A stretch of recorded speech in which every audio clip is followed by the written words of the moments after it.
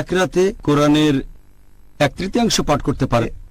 একজন সাহাবা বললেন, এক রাতে কোরআনের 1/3 পাঠ করা কিভাবে সম্ভব? নবী তখন বললেন, পড়ো কুল হুয়াল্লাহু আহাদ, মানে সূরা ইখলাস, অধ্যায় নম্বর 112, কারণ এটা কোরআনের 1/3।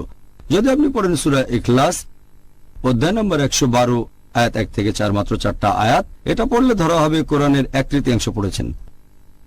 আরও একটা হাদিস আছে মাসনাদ আহমেদে, খণ্ড নম্বর 3, পৃষ্ঠা নাম্বার 437। এই হাদিসটাকে সহি বলেছেন শেখ আলবানী তার সিলসিলা আল সাহিহাতে, হাদিস নাম্বার 589। আমাদের প্রিয় নবী মুহাম্মদ সাল্লাল্লাহু আলাইহি ওয়াসাল্লাম বলেছেন, যদি কেউ পাঠ করে সূরা ইখলাস 10 বার, সে নিজের জন্য বেহেশতে একটা ঘর নির্মাণ করল। যদি কেউ পাঠ করে সূরা ইখলাস কুল হুয়াল্লাহু আহাদ 10 বার, তাহলে সে বেহেশতে একটা ঘর পাবে।